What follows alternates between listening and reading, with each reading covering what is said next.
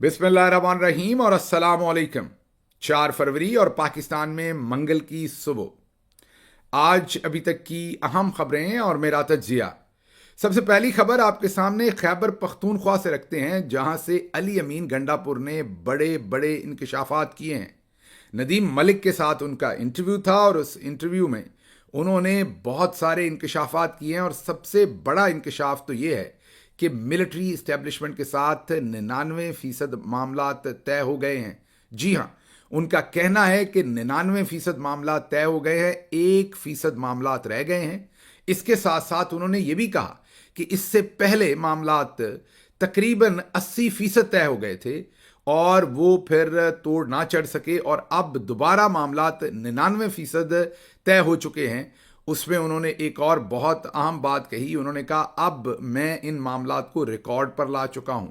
उन्होंने वर्ड तो नहीं इस्तेमाल किया, लेकिन प्रिटेक्स्ट उसका यही बनता है कि जैसे कि उन्होंने चीज़ें डॉक्यूमेंट की हैं। उन्होंने कहा कि अब चीज़ें रिकॉर्ड पर ला चुका हूं, इसलिए मिलिट्री इस्टेब्लिशमेंट के लिए मुकरना ईजी नहीं होगा। अगर वो मुकरेंगे तो फिर सबको पता चलेगा कि वो पीछे हटे हैं और मुकर गए हैं।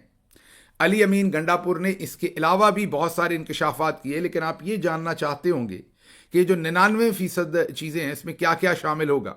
जाहिर है इसमें एक तो कमीशन बनने का मामला शामिल होगा जो 26 नवंबर को हुआ और जो 9 मई को हुआ। उसके साथ साथ जो मैंडेट लूटा गया वो मामला होगा। और उसके साथ साथ उन्होंने ये भी बताया, ये एग्जैक्टली उनके वर्ड थे, कि इमरान खान को नथिया गली, बनी गाला या वज़ीर आज़म हाउस, वज़ीर आला हाउस केपी में मुंतकिल किया जा सकता है या उसकी तजावीज़ हो सकती हैं।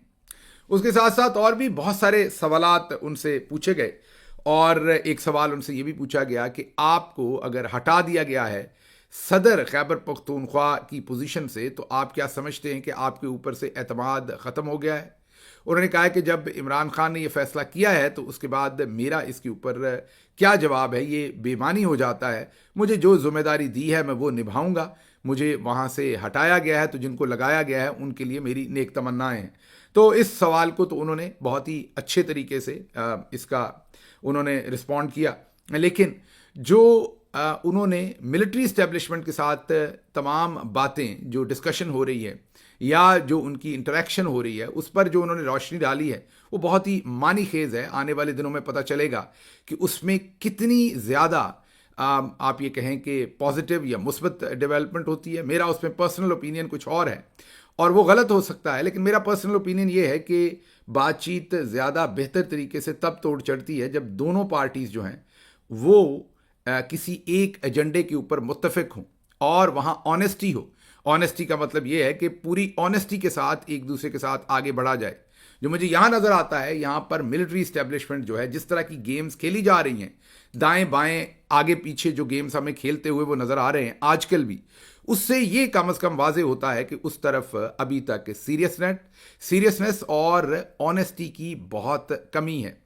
अब अगर ये ऑनेस्टी और सीरियसनेस नहीं होगी तो मामलात मुझे आगे बढ़ते हुए नज़र नहीं आते। लेकिन ओवरऑल जो अली अमीन गंडापुर साहब का ये बयान है कि 99% मामलात तय हो चुके हैं, 1% रह गए हैं, और उन्होंने वाजे कहा कि इमरान खान पहले अपनी रिहाई नहीं चाहते, वो पहले अपने वर्कर्स की रिहाई चाहते हैं। और दूसरे मामलात तो आपके सामने ही हैं। हाल ही में इमरान खान साहब ने आर्मी चीफ को एक ख़त भी लिखा है। उस ख़त के बारे में जब अली अमीन गंडापुर से पूछा गया तो उन्होंने कहा कि ठीक है, अच्छा किया है वो ख़त लिखा है। मतलब कि ये जो ख़त है ये भी अली अमीन गंडापुर को नज़र नहीं आ रहा कि इससे किसी भी तरह से ये जो बातचीत हो रही है ये मुतासर होगी।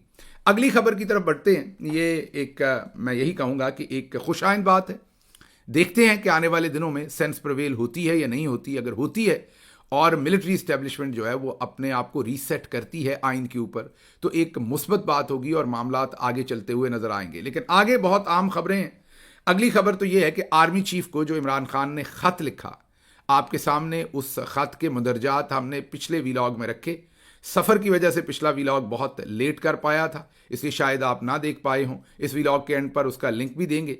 तो ख़त क्या लिखा है उसको समझने के लिए पिछले वीलॉग में पूरी तफसील के साथ हमने वो 6 नकात जो इमरान खान ने कवर किए हैं और आर्मी चीफ को जो ख़त लिखा है, जिसका बेसिक मतन ये है कि आप काफ़ी हो चुका, अब आप पीछे हट जाएं, अपने आइनी रोल पर जाएं और ये जो सब कुछ आप कर रहे हैं ये ख़त्म करें।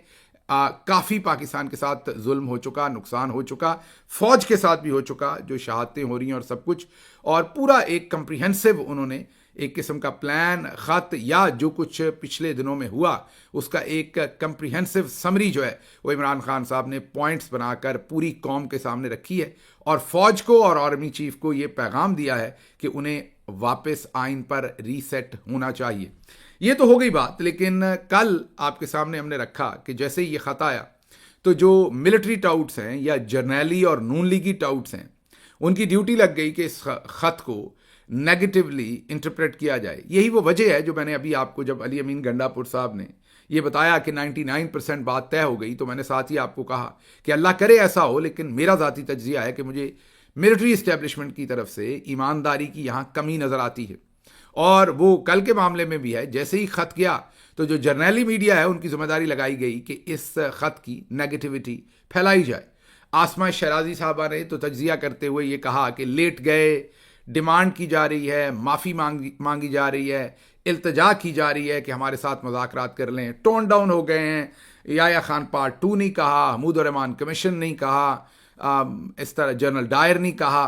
तो वो बुनियादी तौर पर ये बताना चाह रही थी कि पाकिस्तान, और फिर उन्होंने कहा कि जो हालात बदल गए हैं, सदर ट्रंप के साथ मामलात को भी उन्होंने ज़ेरे बहस लाई वो अपने इसी तज्जिए में, और उन्होंने कहा कि क्योंकि वहाँ पर भी अब रियासत पाकिस्तान, दूसरे लफ्ज़ों में इशारा उनका यही था कि पाकिस्तानी फ़ौज के सरबराह की बातचीत ट्रंप एडमिनिस्ट्रेशन के साथ हो गई है, इस वजह से इमरान खान अब थोड़ा सा टोन डाउन हो रहे हैं। उन्हें अंदाज़ा हो गया है कि मुझे कुछ नहीं मिलना, इसलिए वो अपने मामलात को हैंडल करने के लिए अपनी बातचीत को ज़रा थोड़ी नरम कर रहे हैं। ये तज्जिया था आसमा शराजी साहबा का, लेकिन ये तज्जिया ज़्यादा देर ना चल सका।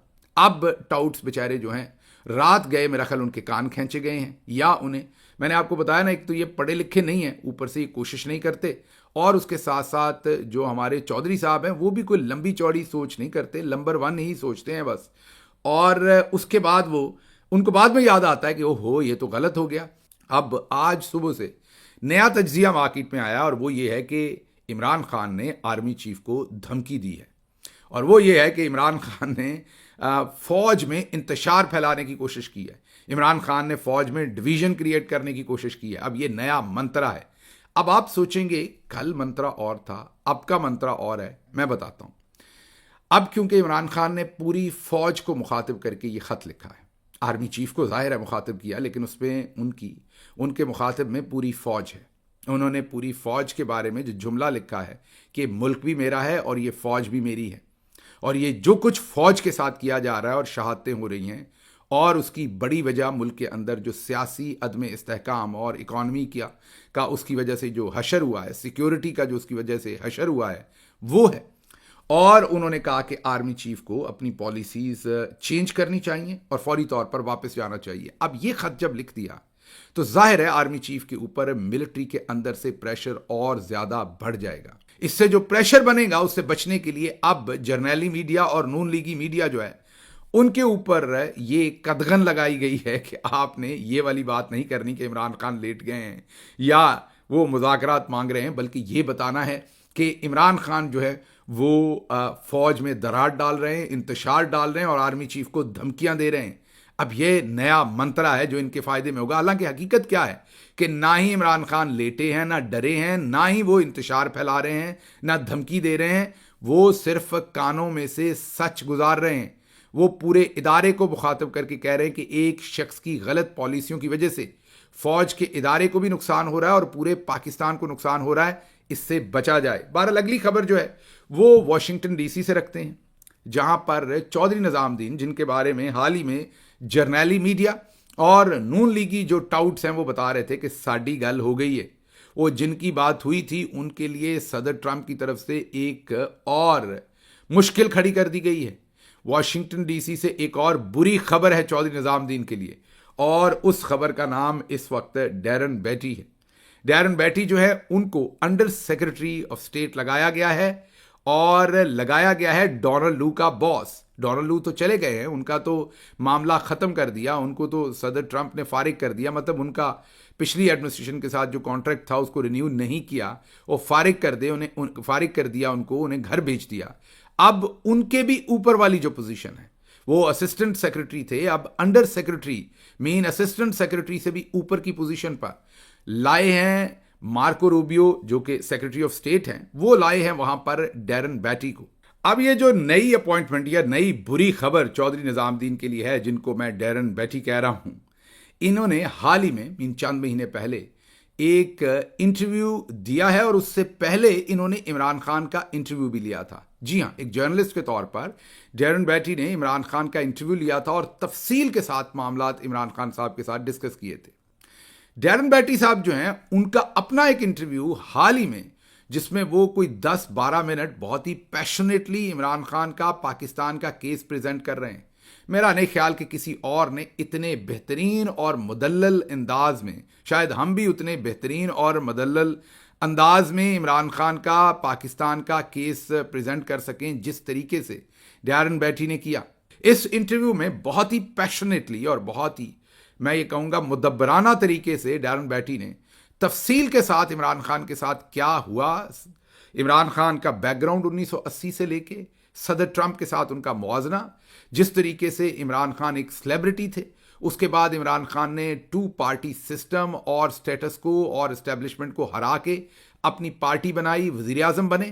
اس کے بعد صدر بائیڈن کی جو ایک بہت ہی اہم اپوائنٹمنٹ تھی, وکٹوریا نیولینڈ, انہوں نے کس طریقے سے رجیم چینج کی, سائفر کا قصہ, بائیڈن نے کس طریقے سے اس ساری چیز کے اندر اپنا کردار ادا کیا, اور پھر ایک تقابلی جائزہ انہوں نے دیا کہ کیسے, انہوں نے کہا کہ ان پر ظلم عمران خان پہ صدر ٹرمپ سے بھی زیادہ ہوا ہے. انہوں نے 100 کا ورڈ استعمال کیا تھا اپنے انٹرویو میں کہ 100 مقدمات کے اندر انہیں پروسیکیوٹ کیا جا رہا ہے, بلکہ پرسیکیوٹ کیا جا رہا ہے. اب یہ جو ڈیرن بیٹی ہیں, یہ ڈیرن بیٹی جو ہیں, یہ اب بنے ہیں under secretary of state public diplomacy کے, اور جتنے یہ بہتر انداز سے یہ سارا معاملہ سمجھتے ہیں, اور انہوں نے جتنا پیشنیٹلی اسے ایکسپلین کیا ہے, اور جتنی ان کو اس چیز کا ادراک ہے کہ صدر بائیڈن نے کس طریقے سے اپنی پوزیشن کو یا اپنا جو انفلوئنس تھا امریکی صدر کے طور پر, انہوں نے اور ان کی ایڈمنسٹریشن نے پاکستان میں کتنا غلط استعمال کیا, اور اس کا پاکستان کی عوام کو کتنا نقصان ہوا, عمران خان کو کتنا ہوا, پورے خطے کو کتنا ہوا, وہ سب کچھ انہوں نے بہت ہی سحر حاصل طریقے سے بیان کیا ہے. اب ان حالات میں میرے لیے یہ کہنا مشکل نہیں ہوگا کہ ڈیرن بیٹی جو ہیں وہ بہت ہی ایک میں یہی کہوں گا مشکل اور بری خبر ہے چودھری نظام الدین کے لیے. ایک طرف وہ کہہ رہے ہیں کہ ساڈی گل ہو گئی ہے, اور دوسری طرف صدر ٹرمپ کا ڈیرن بیٹی کو لگا دینا یہ واضح کرتا ہے کہ ان کی بات نہیں ہوئی بلکہ معاملات دوسری طرف چلے گئے. اچھا جی, اگلی خبر بھی آپ کے سامنے واشنگٹن ڈی سی سے رکھتے ہیں, اور وہ خبر بہت ہی انٹرسٹنگ ہے. صدر ٹرمپ نے اب یو ایس ایڈ کو ختم کرنے کا فیصلہ کیا ہے. جی ہاں, انہوں نے کہا ہے کہ یو ایس ایڈ جو ہے وہ ایڈ کے نام پر پوری دنیا میں کرپشن ہو رہی ہے, مطلب کہ رجیم چینجز یا دوسرے اس طرح کے کام یا ایسے کام جو امریکی عوام کے ٹیکس پیئر پر نہیں ہونے چاہیے. یہ ایک مافیا بیٹھا ہے, ایک یہ ایلیٹزم بیٹھا ہے, اسٹیٹس کو ہے جو یو ایس ایڈ کے پیسے کو استعمال کرتا ہے. کہتے تو ہیں کہ ہم اس کو انسانیت کی بہتری کے لیے استعمال کرتے ہیں, لیکن یہ اپنے مذموم مقاصد کے لیے یو ایس ایڈ کا پیسہ جو ہے وہ مختلف ممالک کے اندر غلط طریقے سے استعمال کرتے ہیں. ان کی پریس سیکرٹری مس لیوٹ نے بہت ہی بہترین طریقے سے بتایا کہ کیسے 4 انہوں نے صرف اگزامپلز دیں کہ 1.5 ملین جو ہے وہ DEI ان سربیا ورک پلیس وہ خرچ کیا گیا. یہ بھی ظاہر ہے ڈائیورسٹی اور اس سے ریلیٹڈ تمام چیزوں کو سپورٹ کرنے کے لیے, جس میں ہومو سیکشولیٹی اور وہ تمام چیزیں آتی ہیں, ان کو سپورٹ کرنے کے لیے 1.5 ملین لگایا گیا. $70,000 production of DEI musical in Ireland, again اسی ٹائپ کا میوزیکل کوئی گیت شیت جیسے ہمارے بھی گیت بنائے جاتے ہیں, بڑے کروڑوں لگائے جاتے ہیں, وہاں بھی لگا. پھر $47,000 for transgender opera in Colombia, $47,000. پھر $32,000 for a transgender comic book in Peru. تو انہوں نے کہا ہے کہ یہ جو ہمارے ٹیکس پیئر کا پیسہ ہے یہ ان ساری چیزوں پر کیوں لگایا جا رہا ہے, یہ ٹریش ہے اور یہ سب ختم ہونا چاہیے اور ہم اسے ختم کرنے جا رہے ہیں. اور انہوں نے کہا اسی لیے صدر ٹرمپ نے ایلان مسک کو یہ احکامات دیے ہیں یا ان کو یہ ذمہ داری دی ہے کہ وہ یو ایس ایڈ اور اس طرح کی تمام جو کرپشن ہو رہی ہے, جو بدعنوانیاں ہو رہی ہیں سو کالڈ یا رپورٹڈلی, ان کو فوری طور پر ختم کیا جائے. تو یو ایس ایڈ کو ختم کرنا ایک بہت بڑا واقعہ ہوگا, پاکستان سے ریلیٹڈ بھی پچھلے دنوں ایک اسٹڈی سامنے آئی جو ہارورڈ یونیورسٹی کے اندر ایک اسکالر نے لکھی، جس میں انہوں نے کہا کہ پاکستان سے ریلیٹڈ بھی یو ایس ایڈ کے پیسے میں بہت سارا گھپلا ہوا ہے، بہت سارا غبن ہوا ہے، بہت ساری کرپشن ہوئی ہے، اور اس میں انہوں نے جو الزامات لگائے ہیں وہ یو ایس ایمبیسی اور پاکستان کی جو اشرافیہ ہے ان پر لگائے ہیں۔ انہوں نے کہا ہے کہ جیسے ایک ایگزامپل دی ہے کہ $30 ملین ایک سڑک پر خرچ ہوئے، لیکن وہ سڑک کبھی بنی ہی نہیں۔ پاکستان کو امریکہ سے $30 ملین دیے گئے کوئی روڈ بنانے کے لیے، وہ روڈ کبھی بنی ہی نہیں۔ اس طرح انہوں نے اور بھی بہت ساری ایگزامپلز دیں کہ یو ایس ایڈ کا بہت سارا پیسہ جو ہے وہ اسی طرح سے خراب کیا جاتا ہے۔ اچھا جی، اگلی خبر جو ہے وہ جسٹس یحییٰ افریدی صاحب کی ہے۔ انہوں نے کھل کر سامنے آئے ہیں، انہوں نے کہا میں بھی قاضی ہوں، مجھے آپ کم نہ سمجھے۔ انہوں نے کہا یہ جو ججز ٹرانسفرز ہیں یہ ان پر میں راضی ہوں، یہ میری مرضی سے ہوئے ہیں۔ یہ جو لاہور سے جسٹس سرفراز ڈوگر اور دوسرے ججز کو لایا گیا ہے تاکہ جسٹس محسن اختر کیانی کو چیف جسٹس نہ بننے دیا جائے، اب جسٹس یحییٰ افریدی کہتے ہیں یہ میری مرضی سے ہوا ہے، میں اس میں شامل ہوں۔ مطلب وہ یہ بتانا چاہ رہے ہیں کہ میں بھی قاضی فائز عیسائی ہوں، آپ مجھے کوئی لائٹ نہ لیں، میں بالکل ملا ہوا ہوں ساتھ اور سب کچھ مل کے کر رہا ہوں۔ تو مطلب یہ آپ یہ نہ بھی کہتے تو میرا خیال ہے کہ مطلب انہوں نے یہ تو نہیں کہا میں بھی جسٹس جو جسٹس لعنت ہوں وہی ہوں، یہ الفاظ ان کے نہیں ہیں، لیکن ان کی بات کا متن یہی ہے کہ یہ میں سب پہ راضی ہوں اور یہ گندا کام میں نے مل کے کیا ہے، یہ انہوں نے بتایا ہے۔ اچھا جی، اگلی خبر جو ہے وہ یہ ہے کہ سابق سینیٹر مشتاق احمد خان کہہ رہے ہیں کہ باجوہ کی ایکسٹینشن پر ووٹ دینے کے لیے مجھے پریشر یہ ڈالا گیا کہ ہم مودی کو پیغام دینا چاہتے ہیں کہ پورا پاکستان متحد ہے۔ ذرا چیک کریں، میں آپ کو بتاتا ہوں نا کہ یہاں ہم سب بیچتے ہیں، ملکی سلامتی بھی بیچتے ہیں، ہم ہر چیز بیچتے ہیں۔ اب ذرا غور کریں یہاں کیا منجن بیچا جا رہا ہے، ایکسٹینشن باجوہ کی ہے، لیکن سب ووٹ دیں تاکہ ہندوستان کو، مودی کو پیغام جائے کہ ہم سب اکٹھے ہیں۔ آپ لوگ کسی اور کام پر اکٹھے نہیں ہو سکتے، یہ پیغام کسی اور طرح سے نہیں جا سکتا، یہ صرف باجوہ کی ایکسٹینشن پر ہی آپ نے۔ اور وہ کہتے ہیں کہ جب میں نے پریشر پر انکار کیا تو جنرل فیاض میرے گھر کے باہر خود آ گئے، لیکن میں نے گھر سے باہر نکلنے سے انکار کر دیا۔ سابق سینیٹر مشتاق احمد خان اب یہ بتا رہے ہیں، جماعت اسلامی کے سینیٹر تھے، وہ بتا رہے ہیں کہ جنرل باجوہ کو ایکسٹینشن دلوانے کے لیے مجھ پر پریشر ڈالا گیا اور منجن بیچا گیا کہ ایکسٹینشن دینی ہے، سب نے اکٹھے فیصلہ کرنا ہے تاکہ پیغام مودی کو جائے کہ ہم سب اس پر اکٹھے ہیں۔ ماشاءاللہ، میں نے آپ کو کہا نا یہاں سب بیچا جاتا ہے، ملکی سلامتی ہر چیز اپنے مفاد میں، ہر چیز کو استعمال جو ہے وہ کر لیا جاتا ہے۔ اس کے ساتھ ہی مجھے اجازت دیجیے، اللہ آپ کا حامی و ناصر ہو۔ پاکستان زندہ باد۔